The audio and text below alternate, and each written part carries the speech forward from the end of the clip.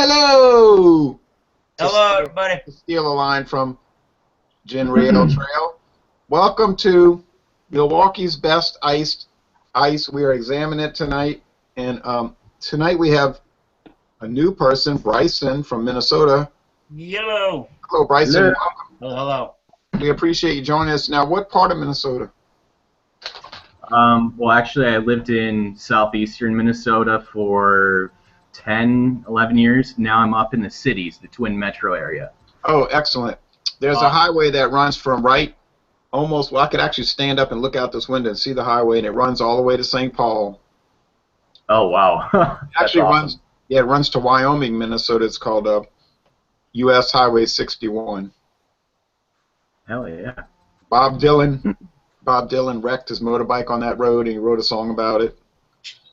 Oh, wow. But anyway, this is not about highways. Bob Dylan. Or Bob Dylan. Yeah. Now, some of the people could not join us because they couldn't find the beer. Right. And I was a little worried about that when I set this up.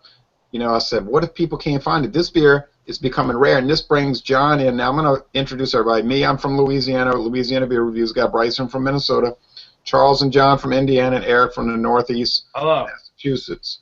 Now, John brings up a good point oftentimes. John Sharon will say, yeah, but, you know, we might turn around in a week and the beer will be gone forever.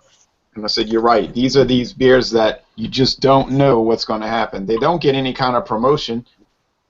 And I don't know how great the sales are.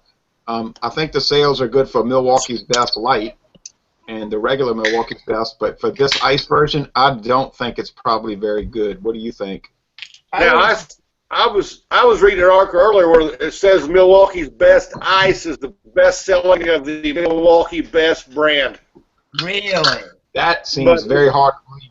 Yeah, that does seem It's hard to believe. I can find everything but this everywhere. But on the other hand, of course, we cannot speak for everywhere else. And there could That's be parts exactly right. There could be parts of America where it is just dynamite in sales. Ooh. I remember in 2010, I was looking for it because they changed the label. They've changed the label so many times. Y'all saw the photo I put on Facebook, right? Yes, sir. Yes, I think that. And I said, oh, I have to go get the new label. So I went to the store and I said, what's going on? And they didn't have it. So I called the distributor and I said, I'm looking for Milwaukee's Best Ice. Oh, they said, we don't carry it anymore because we had so much of it going outdated. It was sitting. We had whole pallets we had to get rid of. I said, wow, I can't believe it. They said, well, it just wouldn't sell. Same thing with Keystone Ice. That's been pulled from my area for 2-3 years.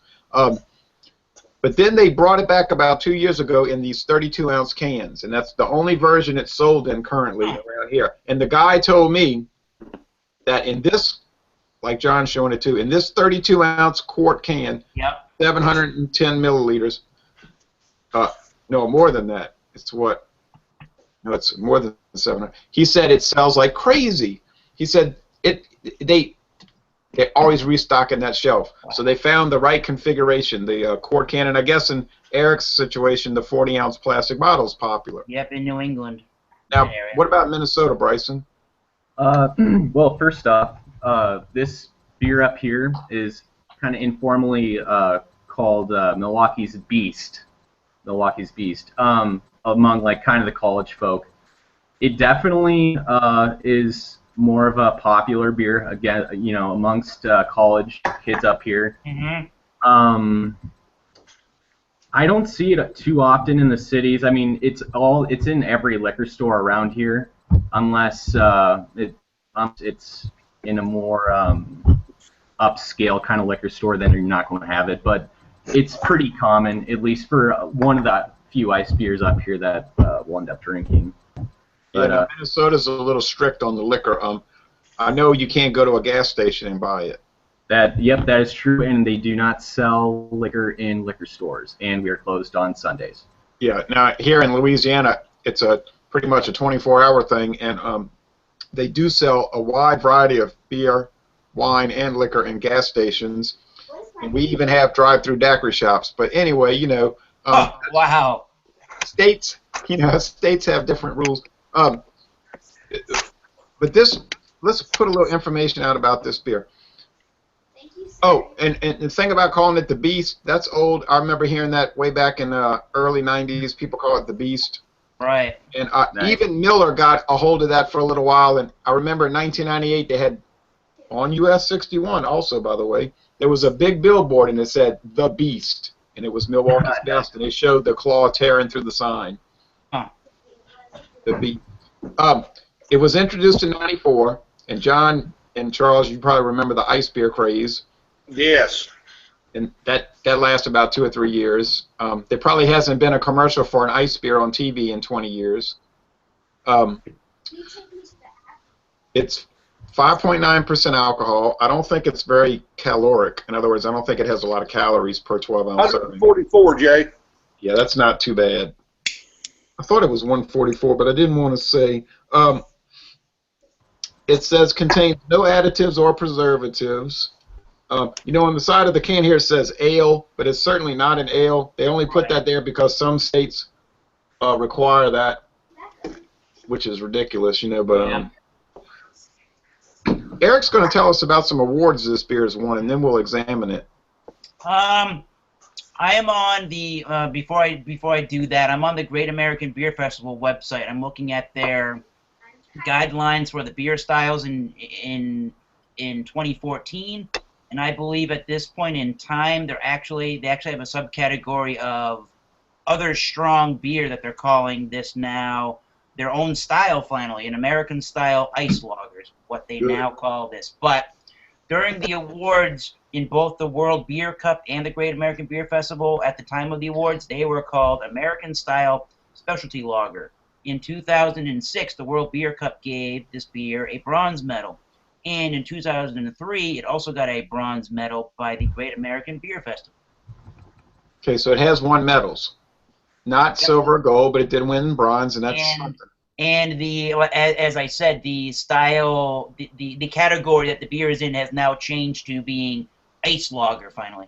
Yeah, well, that's no surprise because if you look at the Great American Beer Festival back to 1986, yes, they had trouble figuring out where to put malt liquors in category. They actually do have their own category, subcategory now called American Style Malt Liquor, so there you go. Right, so there was some kind of, I don't know, they seem to have trouble figuring it out. But anyway, so it's made by Miller, always has been. The Milwaukee's Best brand, the original beer, goes back to 1895, so it is an old brand, although the ice beer has only been out 21 years. Let's look at it. Now, mine got a pretty good head, but it went away, but I'm getting some typical Miller lacing. You know that stereotypical Miller lacing? Yeah, it's kind of soapy-ish lacing. Yeah, the head went away instantly. Well, not instantly, but after a couple of seconds it died, just like normal American-style beer does. I find it's gold, more gold than yellow. Yeah, absolutely. It is a lot darker than, say, High Life or MGD for sure. It's filtered. Now, guys, I'm curious, how did you guys chill this? Did you guys put it in the freezer for 10, 15 minutes before you guys poured it, or? 10 minutes. For me, I would have put it in there for 30 minutes, but I forgot. I bought this cold from the refrigerator at the store, put it in the refrigerator cold, and then I used, when I took it out today, I used one of these wine chill wrap things to keep it cold while I'm drinking it. Oh, okay. Yeah. You got to do that with the 40, otherwise it's going to get warm and nasty. Yeah. I bought mine yesterday afternoon and put it in the refrigerator. So it's been in the refrigerator since yesterday afternoon until just a while ago. So. One good thing that Greg's beer reviews would like tonight, if he was on here, is that this beer has the date on the bottom or on the side of the bottle. I don't know if the 40 does. It should. Oh, it does. Miller put the date, guys. They mine says very clearly April 6th, 2015. Mine says July 6, 2015. I'll have to look. See, mine's not so fresh, but it's still within the date. I just had mine in the fridge for a good little while. Now, Bryson, what configuration do you have? Mine says June 15. So, or yeah, June 15. You have a bottle or a can? 12-ounce can. Oh, 12-ounce can. Good, good. And Charles, what do you have? 12-ounce cans. 12-ounce cans. Now, a beer cub was going to join us, but he said he didn't want to buy a 30-pack. That's all he could find. Right. But, I don't yeah, blame but, him. my argument with him was, I started thinking about it, and I said, if you bought a 30-pack, you might even get it for what, $16.99, and you're not really going to come out too far behind, because then you've got 29 left that you could drink every now and then for a good long while. They're not going to go stale quick. No. And it'd be a good standby beer to have, I think. But Ooh. what are y'all getting in the Aroma? I know what I'm getting with.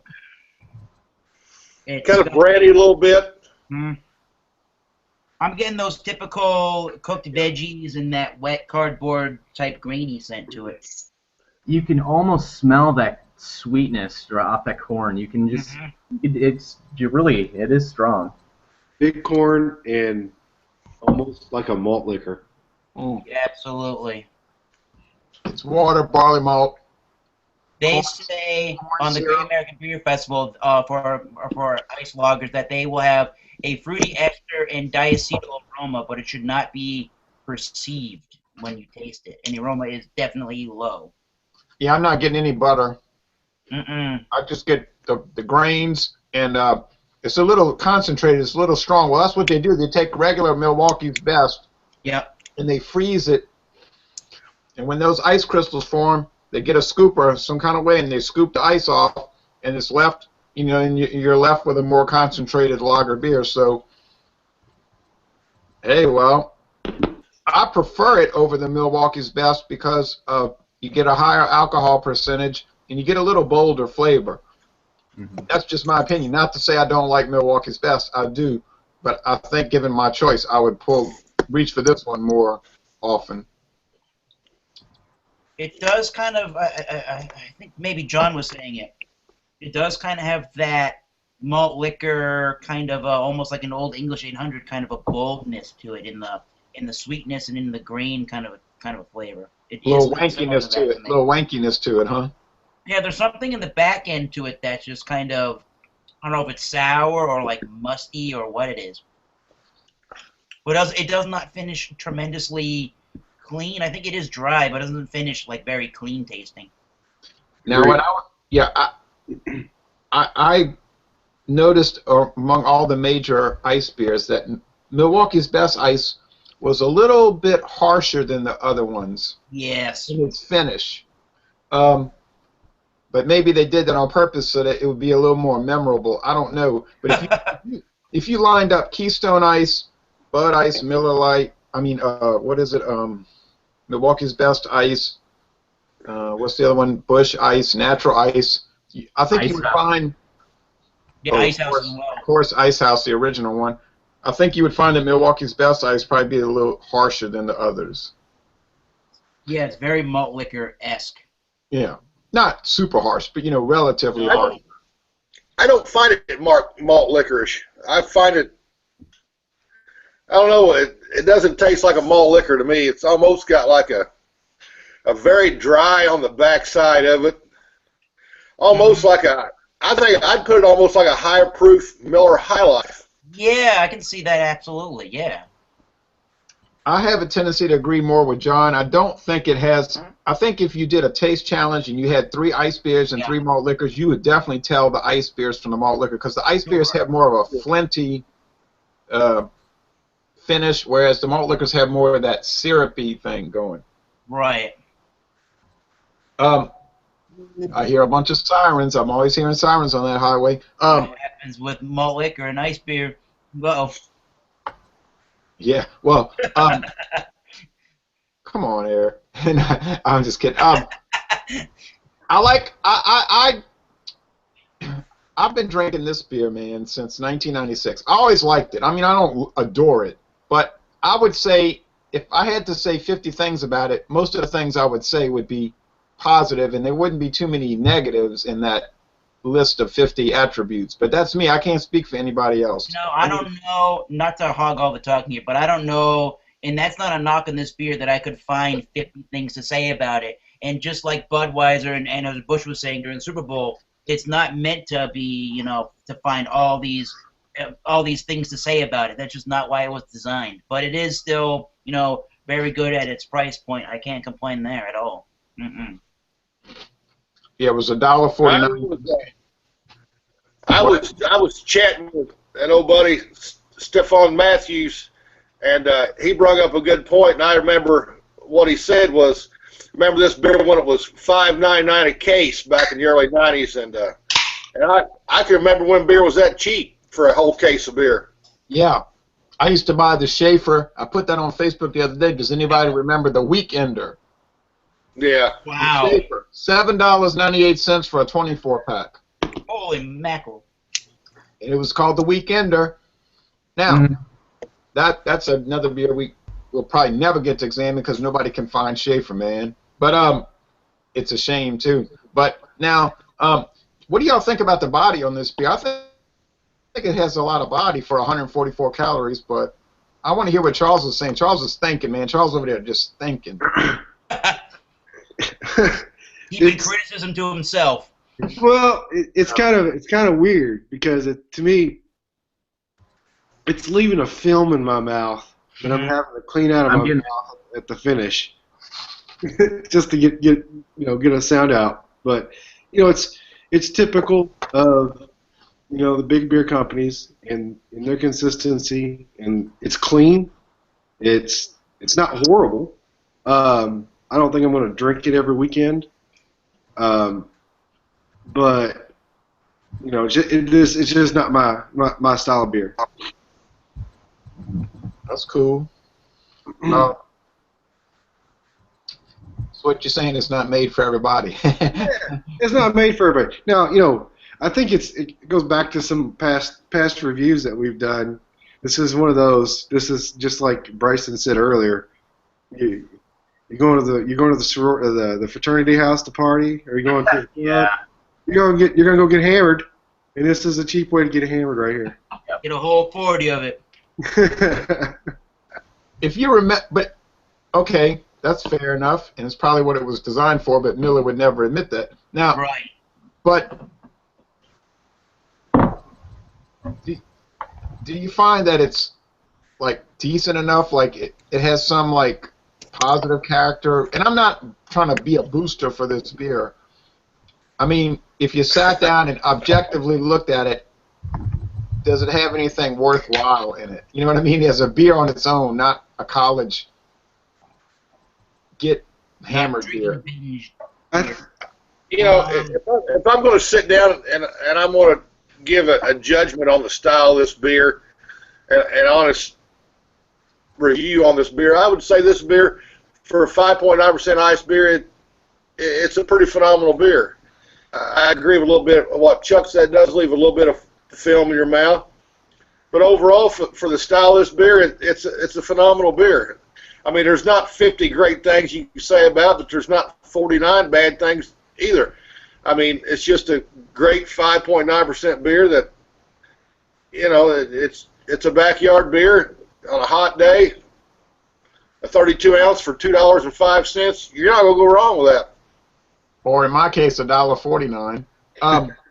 So you're thinking Miller's being kind of careful with it, not just putting out garbage.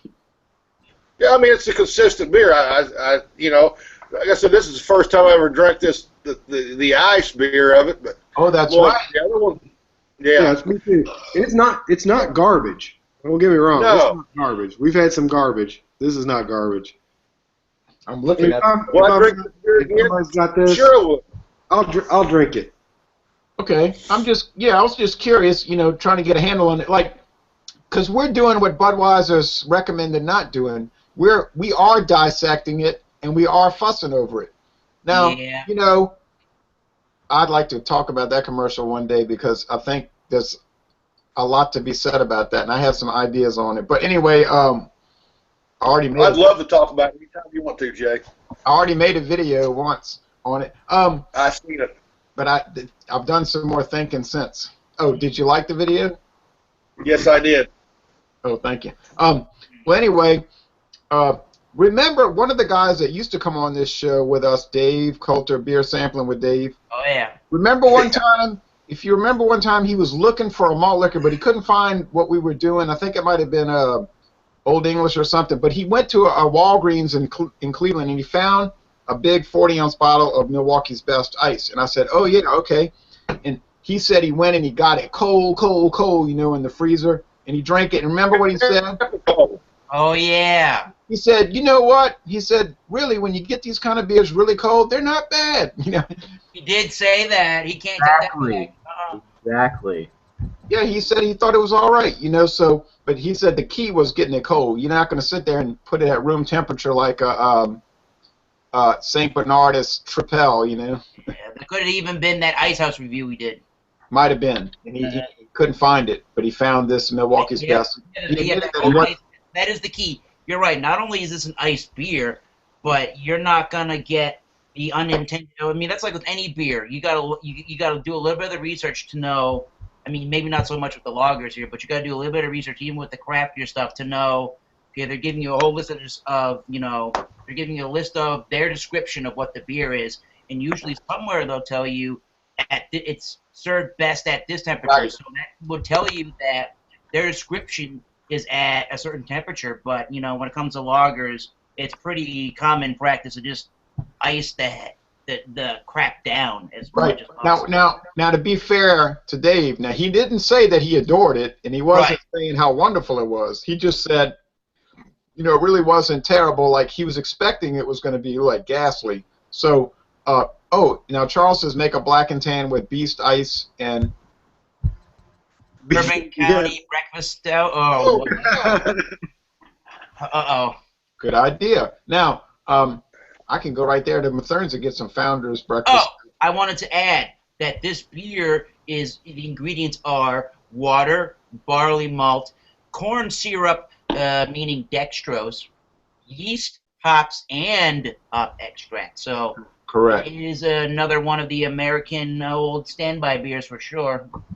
Now, let me go out there on a limb and say I looked these beers up on Rate Beer and Beer Advocate. I was really shocked when I seen what it was on Beer Advocate. Yes. Beer Advocate gives it a 50. What? Really? It said 75. Yeah, the Bros gave it the 75. Yeah. I thought, wow, I mean, but Rate Beer, you get overall 0 to Styles 1. So. Yeah, 0. Can you imagine that? At 0. This beer is hardly anywhere close to a 0. It's certainly not 100. It's not 100. Right. Hey, I didn't pay $10.49 for an 8.5 ounce bottle either. I did pay that much for Black Albert from Destruce, and it was 100. But hell, I guess it better be 100 if I paid $49 for that little bottle.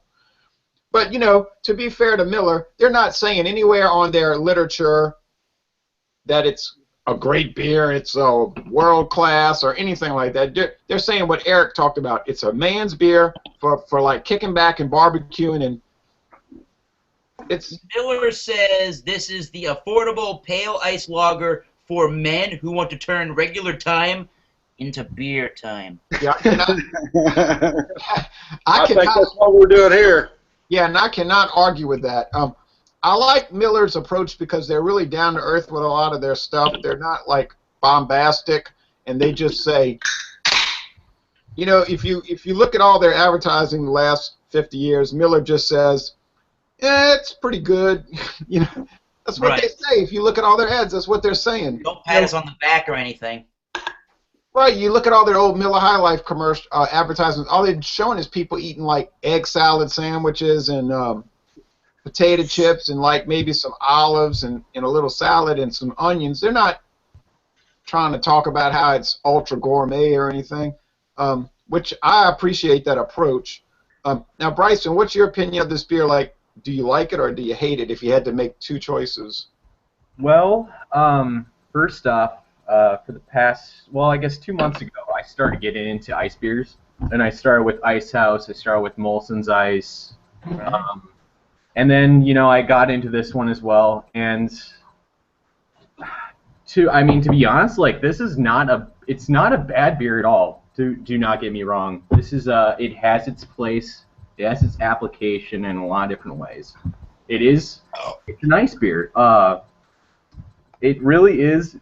It lives up to the name of that bold taste. I mean, it has it right on the can. It does have a bold profile to it. Yeah. Just the mouthfeel itself is it's not necessarily light, but it's not syrupy at the same time. It's kind of it's soft palate, so to speak, a little bit. It's really, if you, like you guys were saying earlier, if you guys get it down really cold in the freezer, this thing is really crisp and it's really refreshing. As it warms up, it does appreciably kind of mellow out, and it does, the palate kind of falls a little bit flatter. It's not as, tight when it's really cold, but it is a very refreshing beer. There's nothing I can really complain about it. I mean, the finish is kind of, it's a little bit of a rough ice beer compared to Ice House and Molson, in my opinion. But I do enjoy it. I do enjoy it. Very nice. The trip just kicked in for me. In other words, now I'm not just drinking it. I've never had the Molson Ice. Feeling it. I'm feeling it. Oh, Molson Ice. I guess I'm gonna have to go. I guess I'm gonna have to try to find the Molson Ice. I've never had that, but if I had to choose between an ice beer, this would probably be the ice beer that to me stands out as probably one of the better ones of the ice beers. Yeah, Molson Ice is all right. I would recommend it. I bought that a couple of times. It's a 5 point something like this. I think it might be 5.7 though. I'd have to check, but I have bought that only in the northern states, Ohio, for instance. Can't find it anywhere around here. Can barely find Molson Canadian, to be honest. This beer does deliver the alcohol, and I'll tell you one thing. Now, this is a true story, as bad as it's going to sound. No, maybe I better not tell this story, but it's true. 5.6. I wasn't far off. Okay, I'll tell it. I went to Texas to see my friend Paul, and who usually joins us, but he couldn't find the beer. He called me a little while ago. He said, I cannot find it. He was going in all different stores. All right. Well, on the way out there, I was looking for the new Keystone Ice design, so I bought a 24-ounce can. Brought it to his house, put it in the fridge. I said, I'm putting this in the freezer. I put it in there and started letting it get cold. And now Paul's wife, she's a very, what you would call enthusiastic beer drinker. Okay, I'm going to use that term. Now, she says, yeah, let's drink this. So Paul's like, I don't feel like drinking beer. You know, Paul's not a big beer drinker. He likes to do these shows, but he's not an everyday drinker. Okay, so she said, let's drink it. I said, all right, so we got these little glasses out, and we had it's 24 ounces. That's all it was, 24-ounce can. We started pouring it and drinking it. Man, that was like getting hit with a sledgehammer. Yeah. Me and her, we were talking like, yeah, man, this beer's good, man. Yeah. You know, and I told her, I said, it's interesting, why this was happening, because I could feel it hitting. It was kicking in. I said, it's interesting that the way these ice lagers are, their alcohol delivery is really intense. It's like you can drink some beers that are 8 or 9% ABV or higher, and they don't seem to hit you as hard. It's almost like these beers get the alcohol in your bloodstream a lot faster. And I don't know if that's something to do with lager or whatever, but I certainly notice it. I don't know if there are going to be a majority of people that watch this video that are coming from a craftier beer side, or if they're more of the American style beer drinker. But in me saying this, just note that the ice beer phenomenon, the ice beer, style, if you will, itself, was not invented by Miller or Coors or any of those companies. It was invented a long time ago, I think probably in the 1800s or 1700s, by the Germans, called Eisbox. Right. But it was, in the modern sense, though, it was introduced in 1994, and it was Molson Ice. That was the original one. And the German style are going to be even greater alcohol by volume than these ones are. Oh, yeah, they will knock you out. 8+%. Oh, yeah, they are incredible. Now, we are going to have... I'm sorry, what? I say, there's your history, briefly, in a nutshell, of a nice beer. Thank you. I appreciate that. I appreciate you bringing it up. Now, John, or whoever else, I really would like to do a follow-up video on that Budweiser commercial, because I was thinking about this at work today. And I started thinking about it, and I said, man, I really want to talk about these things that are on my mind about that. But I do one with you. Let's do it. Yeah. yeah, well, we're not gonna do it on this one, I don't think, because some people get irritated. But anyway, I think the beer's fine. You know, I'm glad we examined it. I'm sorry a lot of people couldn't find it. We might turn around in a year and it'll be gone forever. You know how that goes. Who knows? Is right. But anyway, my final thought is I'm cool with it, and I know everybody else pretty much said the same thing. I actually think I'd rather drink natural ice over this beer because I find this beer is very well made by Miller, but I just find that, as everybody's kind of saying, it does finish kind of rough, and it doesn't really sit well with me after, you know, I finish the beer, and that's kind of weird flavor there. Eric, I'm halfway through my third, and it's pretty damn good now. Yeah. I'm telling you Ice beer is working. that delivery system is incredible on this beer, but you would get the same effect with natural ice, I'm sure. I'm somewhat inclined to agree with Eric on that. I think I might be more of a natural ice guy, but I mean, It's apples and oranges. I mean, it's almost it's almost the same thing, basically. it's not apples and oranges. Like one type of apple and another type of apple. I'm cool with any of them. Yep, You know, my neighbor across the street. I'll bring this up and then I'll stop the video. My neighbor across the street, I bring her beers about 2 or 3 times a year, and she loves for me to bring that natural ice to her. I'm not joking. She thinks that's an awesome beer, and she does not sit on the internet researching beer by any means. She just thinks it's a good beer. So anyway, any last thoughts? I'm finished. Well, it's like I've said before, Jay. I mean, everybody, whether you're a craft beer drinker or you're a non-craft beer drinker, everybody ought to try this beer because this is going to be one of the beers that we've talked about before. It's what I call a legacy beer. One day this beer is going to be gone, and I think you're seeing that we went from 10, 11 people down to 5 tonight because people are having a hard time finding this beer. It's in a 32-ounce can for a reason. But Yeah, look at I mean, 40. Or bottle. to judge a beer on a personal standpoint, to judge a beer from a craft beer to a regular beer for what this beer is. I mean, this beer is an outstanding beer. Everybody should at least try it once. And I mean, you better get it while the getting's good because it's not going to be out there much longer, I don't think. Yeah, you're right. And It's an ale in Texas. yeah, that's ridiculous. But anyway, he's right, and I was going to say something else, but I forgot. But anyway, I appreciate Charles is agreeing with me about that ABV delivery system. Bryson, hey Bryson, no joke. I appreciate you joining us, and if you ever want to join us again, feel free. We sure do appreciate it, and you're welcome anytime. Shop Top Belgian wheat next week. Yeah, now next Wednesday, I have a problem because there's a college a college baseball game conflict, so that looks like that's going to wipe that out. But on the 16th, which is next Monday, John and I think you'll probably go along with this, John, we're probably going to look at Guinness Foreign Extra Stout. Ooh. Yes. That sounds good for next Monday? Yeah. And if anybody wants to join us with that, now that's really kicking it up a notch, you know. But and then back on the Wednesday deal will be the 25th, and that's Shock Top. Okay. Eric, I couldn't believe you didn't like that Shock Top, dude. Well, I'm not finding that these flavored Shock Tops are any good. They're just so artificially flavored and mass nasty in them. Don't tell my daughter that, boy. She's been loving drinking those things, man. Judge it for what it is, my friend. Judge it for what it is. Okay, man.